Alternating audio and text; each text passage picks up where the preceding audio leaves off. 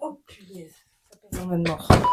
Hello back! Salut tout le monde, heureux de vous revoir sur ma chaîne. Aujourd'hui, je sais pas si vous pouvez le voir, mais on va faire du tri. Et en plus, vous avez vu en guest, on a mon petit chat, Mimi. Elle est trop mignonne, mon amour.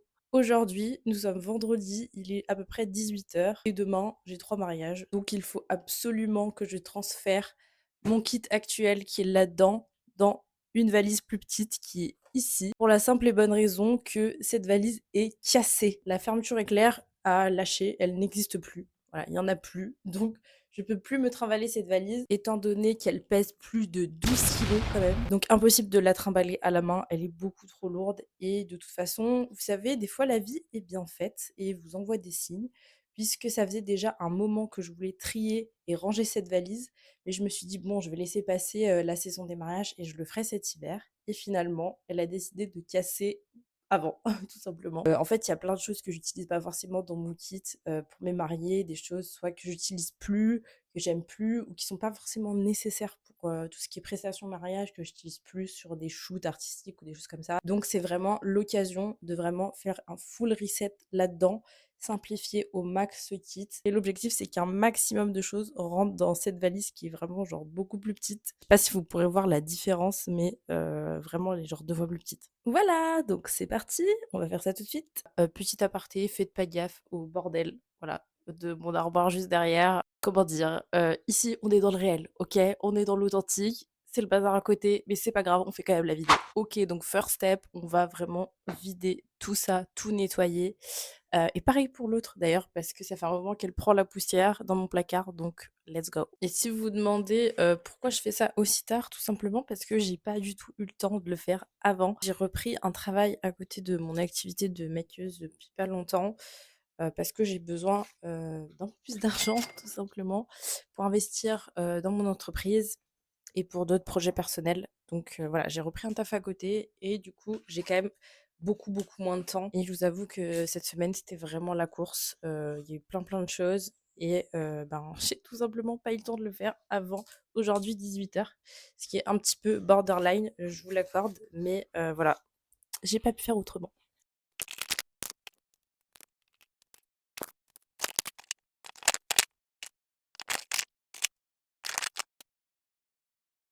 Et voilà, tout est vidé. La pauvre bichette, je l'ai envahie de produits à côté d'elle. Oh mon amour. J'ai dit: «Mais pourquoi tu fais tout ça maman? Pourquoi tu me mets tous ces trucs à côté?» «Oh, attention toi, hein, tu me mords pas». Il y a plein de paillettes et tout, donc déjà, bah, je vais nettoyer tout ça. La petite astuce pour vos trousses à make-up, vos vanities si vous êtes maquilleuse, vos trucs de rangement, où il y a du make-up partout et que ça part pas. D'abord utiliser un démaquillant waterproof bien gras. Et ensuite pour enlever l'aspect gras, vous pouvez utiliser cet alcool. C'est de l'isopropanol, c'est un alcool un petit peu gras, donc c'est lui qui va permettre de dissoudre le gras qu'il y a dans le démaquillant, mais c'est quand même un alcool, donc il va sécher, il va s'évaporer, il va pas laisser ce résidu gras que donne le démaquillant.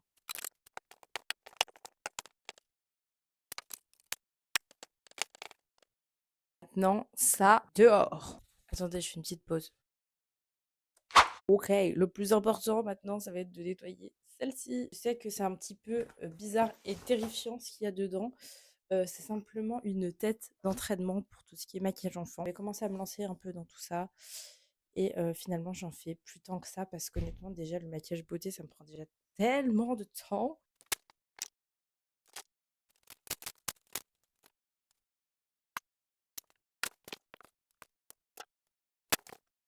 Ok, et là vient la partie la plus relou. Le tri. Ok guys, là il est 20 h. J'ai fait une petite pause pour manger. Et là, bah, du coup, il faut vraiment que j'attaque le gros du tri parce que, il faut que mon kit soit prêt pour demain et il faut que je me couche. Dans cette panière, je vais mettre les trucs que je garde absolument pour mon kit. Ensuite, je ferai un dernier tas avec vraiment les trucs que je souhaite éliminer de mon kit et vraiment après, je vais voir ce que je vais en faire. Là, s'il y a bien une palette que je garde, c'est celle-ci pour les mariés, je l'adore, celle de Beauty Bay.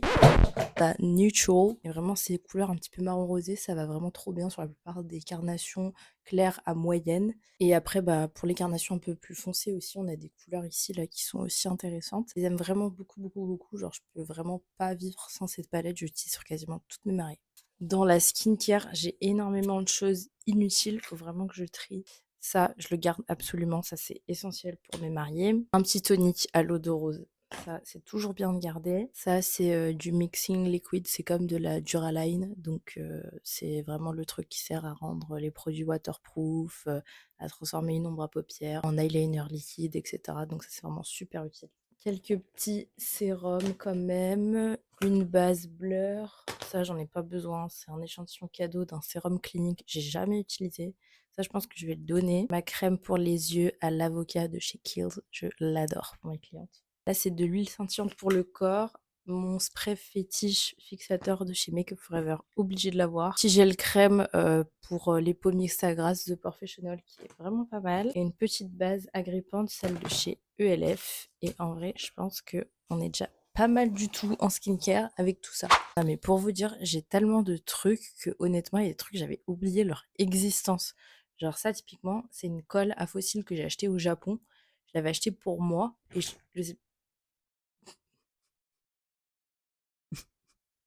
bref, et je disais je l'avais achetée pour moi et au final, elle est dans mon kit, je sais même pas pourquoi. Donc elle va retourner avec moi celle-ci. Alors, nettoyer tout ce qui est fond de teint, donc déjà ça reste absolument dans mon kit, c'est génial, cette petite palette Make Up Forever.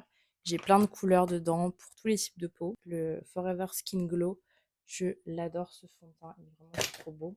J'aime aussi beaucoup la crème teintée de chez NARS. J'en entends jamais parler. Bon, après, bon, des crèmes teintées, il y en a dans toutes les marques hein, maintenant. Mais celle-ci est vraiment pas mal. Honnêtement, moi, je l'aime bien. J'aime bien aussi le fond de teint Best Skin Ever de chez Sephora. Ils ont une version fine naturelle et une version fini glow. Et j'ai testé les deux. Et franchement, j'aime bien les deux. Hein. Honnêtement, j'ai testé aussi sur moi. Je trouve que c'est un super fond de teint pour le prix. Je vois pas pourquoi on n'en parle pas plus. C'est 17 €, 18 €. Mes anti-cernes en peau de chez NARS, indispensable pour toutes les personnes qui ont un petit peu des imperfections. Ça sauve la vie. J'ai gardé mon Double Wear de chez Estée Lauder parce que bah, ça, c'est le fond de teint plutôt pour les peaux mixtes à grasse avec des imperfections. Celui-là, honnêtement, je l'aime pas de fond de teint. C'est le Estée Lauder Futurist Hydra Rescue. Je l'ai beaucoup utilisé avec ma formatrice et c'est vrai que quand on l'utilise ensemble, je trouvais génial. Moi, j'ai eu beaucoup de mauvaises surprises en l'utilisant ce fond de teint sur des clients. Je suis assez déçue des fonds de teint Estée Lauder de manière générale, même le Double Wear, je suis pas super fan de ce fond de teint. Je trouve que vu qu'ils sont très, très siliconés, ils sont hyper asséchants et du coup, il suffit que la cliente, elle a une peau pas super, nickel en termes d'hydratation et c'est tout de suite la catastrophe. Tout le monde en parle en mode: «Le Double Wear, c'est génial». Moi perso, je trouve pas. Je trouve qu'il y a mieux. Par exemple, moi j'ai testé il y a pas longtemps le, Forever Skin en version mat et c'est un fond de teint qui est genre 10 000 fois plus génialissime que le Double Wear, je trouve, parce qu'il apporte une couvrance et un fini mat pour, les peaux mixtes à grasse, mais pour autant il n'est pas du tout asséchant et il est quand même très lumineux. Donc moi honnêtement quand j'ai fini le Double Wear, je sais ce que je vais racheter. Je vais racheter, soit le Hour de Yves Saint Laurent que j'adore aussi, fond de teint mat lumineux qui est absolument génial, soit le Dior Skin Forever en version mat. Vous voyez, du coup, moi je suis plutôt team Yves Saint Laurent, Dior et tout, NARS en fond de teint, mais vraiment, ouais, Estée Lauder, je suis pas fan, j'aime pas trop. J'avais oublié à quel point dans mon kit j'ai des trucs tellement random, genre un crayon de Jumbo de chez NYX, non mais regardez la couleur, c'est un espèce de rose, mais je crois que je l'ai jamais utilisé. J'avais acheté pas mal de paillettes libres de la marque NYX, mais au final, je les ai quasiment jamais utilisées. Ça aussi pareil, c'est un gloss à paupières de la marque Essella qu'on m'avait offert sur un événement. Ça a pas du tout sa place dans mon kit, beauté pour les mariés, genre on n'utilise pas ça quoi, on utilise ça c'est vraiment pour les shoots artistiques. Donc ça c'est pareil, je vais le mettre de côté. Mon mascara chouchou, le Sky High de chez Maybelline en version ultra black et waterproof. J'utilise quasiment que ces 2 là. Vous savez en vrai, là le boulot que je fais en ce moment, je commence à 5 h et je finis à 12h30. Donc c'est assez pratique, ça me laisse du temps l'après-midi pour gérer mon activité. Mais par contre, c'est vrai que du coup, je me suis habituée à me coucher à l'heure des poules. Et là, genre, normalement, je suis dans mon lit en train d'essayer de dormir à cette heure-là. Et du coup, aujourd'hui, on est vendredi soir, donc heureusement, demain, je bosse pas. Et du coup, ça me fait trop bizarre de me dire, oh là là, demain, je vais pouvoir me réveiller à 8 h. Waouh, la grasse mat! La panière, elle est déjà énorme. Je sais même pas comment je vais faire rentrer tout ça. Ce que je garde absolument, ça, c'est mes correcteurs de couleurs. Vu que vous avez vu, j'ai pas énormément de couleurs par fond de teint. Ça me sert beaucoup pour corriger les sous-tons et pour foncer un petit peu ou éclaircir un petit peu les fonds de teint. Ce qui est blush et bronzer en stitch, j'en ai un de chez Anastasia Beverly Hills que j'aime beaucoup et vraiment je suis quasiment à la fin. Regardez l'état du truc. Attendez, je vais vous montrer. Je l'ai vraiment saigné jusqu'au bout là, atteint le truc en plastique qui maintient le stick. Il est trop bien cette couleur, c'est là.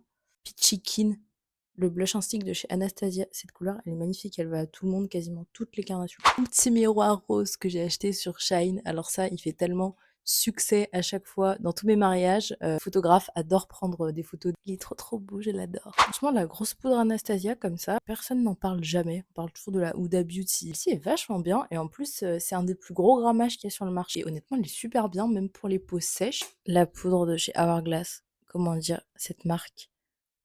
J'espère pouvoir acheter plus de produits de cette marque à l'avenir parce que vraiment j'adore. Leurs poudres sont vraiment incroyablement formulées. 10 sur 10, rien à dire. C'est un banger. Parce que c'est tellement une étape toujours un peu délicate et galère. Parce que vous savez, quand on maquille, quand on est maquilleuse sur des shoots, machin, qu'on maquille des modèles qui entretiennent super bien leur peau, il n'y a pas de souci, on peut leur mettre tout et n'importe quoi, elles seront toujours belles, elles auront toujours une belle peau. Quand on maquille des clientes dans la vraie vie, c'est des madame tout le monde qui bossent, qui ont des gosses, qui machin, et qui n'ont pas forcément le temps d'entretenir leur peau. Et donc du coup, bah, souvent leur peau, elle est un peu abîmée, déshydratée, etc. Et ça, si on n'utilise pas une super bonne poudre, catastrophe. Ça fait un rendu sec et dégueulasse. Donc vraiment, trop important. Cette poudre, elle me sauve tellement la vie. Un nombre de fois incalculable. Ce trio de blush de la marque Anastasia, pareil, j'en entends absolument jamais parler. Heu, Banger. Honnêtement, pour les make-up artistes, vous avez 3 couleurs. Vous avez plutôt un rosé, plutôt un terracotta et plutôt un orangé. Mais c'est vraiment des très belles couleurs. Elles vont à beaucoup de carnations et c'est hyper pratique puisque du coup, pour le prix, d'un blush presque, on en a 3. Donc vraiment trop bien parce que je crois que ce produit est autour de 40 €. Ce qui est pas énorme en soi pour, 3 blushs et pour, la qualité Anastasia Beverly Hills. Donc vraiment, si vous êtes make-up artiste et que vous voulez pas vous encombrer à avoir 150 trucs et tout, franchement ça c'est trop bien pour débuter. Bon guys, je vous reprends, je suis dégoûtée, j'ai vu que la moitié de mes vidéos que j'ai enregistrées, à partir du moment où j'ai commencé à ranger ma valise, j'avais probablement bougé le mode de mon micro sans faire exprès, j'étais sur écho. Donc les vidéos sont dégueulasses. Donc du coup, ben, désolée, vous aurez peut-être pas, les images de quand j'ai rangé, la valise. Et la voici, vous voyez, j'ai réussi à tout rentrer. Franchement, je suis trop contente. Il y a juste deux trois trucs que j'ai pas pu rentrer. Vous voyez, des gros produits comme ça. Ma petite boîte plastique où je mets tous mes petits goupillons, mes cotons, ma poubelle, ma serviette que j'utilise, et cetera pour protéger. Et j'ai pesé ma valise, elle fait 6 kilos et quelques contre 12 et quelques pour l'autre. Donc vraiment choquée, je pensais pas que j'allais perdre autant de poids dans cette valise-là. Et franchement, ça valait trop le coup de le faire parce que bah, du coup, j'ai diminué par 2 ma charge pour mon dos, et cetera. C'est quand même pas rien avec tous les mouvements qu'on fait dans la journée. On la met dans notre coffre, on la décharge, on la pose à un endroit, on va à un autre endroit, et cetera. Mais de rien, au bout de la journée, ça fait quand même beaucoup de charge sur le dos. Et je pense que je vais le ressentir dès demain, la différence. Donc franchement, je suis trop contente là-dessus. Regardez tout ce que j'ai enlevé de mon kit. Ça pèse hyper lourd, c'est énorme. Et en vrai, ça, c'est pas des trucs que je vais jeter ou que je vais donner. C'est juste des trucs que j'utilise moins souvent ou dans des contextes précis.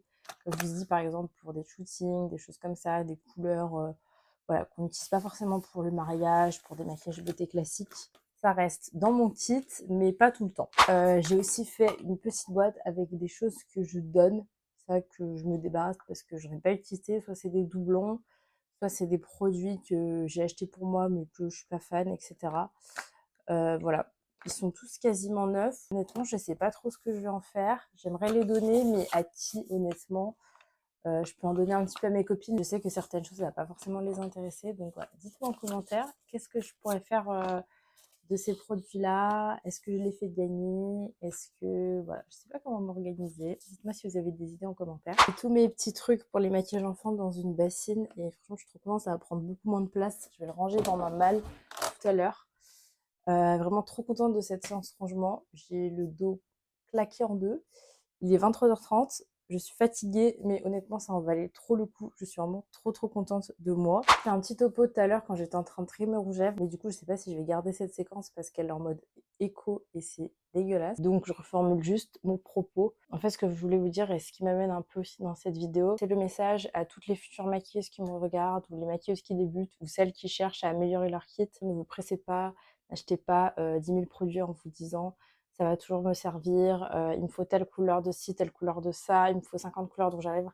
Vraiment, c'est la pire erreur à faire. C'est exactement ce que j'ai fait en démarrant parce que j'avais cette peur de manquer, cette peur de me retrouver dans une situation où j'ai pas la bonne couleur pour la cliente alors que 99% du temps, on utilise les mêmes tons de couleurs, surtout tout ce qui est maquillage, beauté, on utilise des choses très classiques, on n'utilise pas des couleurs extravagantes. Par exemple, je me souviens au début, j'ai acheté vraiment 10 millions de crayons à lèvres et j'en ai encore beaucoup à écouler. Honnêtement, je roule sur 3-4 crayons à lèvres que j'aime beaucoup et je fais que les racheter en boucle en fait et les autres, je n'utilise pas forcément. Tout ça pour dire, prenez votre temps pour constituer votre kit. C'est pas grave si vous n'avez pas 100 000 produits en démarrant. Réfléchissez bien à chaque achat, à quoi va me servir ce produit. Essayez d'acheter des produits qui sont versatiles, que vous pourrez utiliser pour plusieurs utilisations. J'aime beaucoup utiliser l'exemple de la palette highlighter de chez Dior. Comme je vous ai dit dans ma vidéo précédente, mon haul, je vous mettrai la vidéo en lien si vous voulez la regarder. Donc ça, c'est un produit ultra versatile. Vous pouvez l'utiliser en highlighter, vous pouvez l'utiliser en ombre à paupières, vous pouvez l'utiliser en blush. Il y a vraiment plein de choses qu'on peut faire avec cette palette. Donc vraiment, privilégiez les produits versatiles, que ce soit autant pour votre porte-monnaie que pour votre dos, parce que pareil, plus on porte des choses, plus on se casse le dos. Et moi, je l'ai expérimenté aussi. Et voilà, tout simplement, l'expérience au fur et à mesure vous mènera vers les produits que vous devez acheter pour votre kit. En vous renseignant à droite à gauche, en échangeant avec d'autres maquilleuses, en regardant sur les réseaux sociaux, qu'est-ce qui pourrait vous plaire, pas vous plaire. Moi, c'est la plus grosse erreur que j'ai faite en démarrant et je le regrette grave, c'est d'avoir dépensé beaucoup d'argent dans des trucs inutiles. Je vous le dis là, honnêtement, là, en produits que je veux donner, j'en ai peut-être pour 50, 100 euros. Et là, honnêtement, je pense que j'en ai minimum pour 500 euros de produits que j'utilise quasiment jamais, que je garde au cas où, parce que voilà, pour mon kit, ça fait mal au cœur, surtout que voilà, le métier de maquilleuse, c'est un métier où c'est difficile d'en vivre dès le début. Au début, on génère quasiment pas de chiffre d'affaires, donc autant pas s'embêter à se ruiner. Bon, je reviens vite fait sur la valise. Je vais vous montrer un petit peu à quoi ça ressemble de plus près. Moi, ça, c'est trop bien rangé. J'ai pu mettre de la skincare et tout. Les produits teints, là, les palettes et tout, c'est trop bien rentré. C'est vraiment parfait. J'ai juste mis donc dans le sac à côté, vous voyez, j'ai les grands produits comme ça rentrait pas.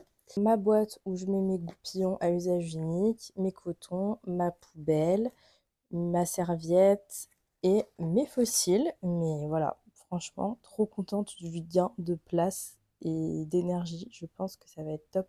Bah écoutez, sur ce, c'est l'heure de se quitter. J'espère que cette vidéo vous aura prouvé que ça sert à rien d'accumuler 10 000 produits et que ça fait du bien de trier et d'organiser de temps en temps. Ça nous permet de gagner beaucoup en place et en confort. Mais attendez, avant que je vous quitte, regardez comment elle est. Dans le placard, ma louloute. Trop belle, ma fille. Sur ce, je vais peut-être aller prendre ma douche et me coucher parce qu'il est bientôt minuit. Demain, j'ai 3 mariés à sublimer. Donc voilà, sur ce, je vous fais des gros bisous et je vous dis à bientôt. Ciao!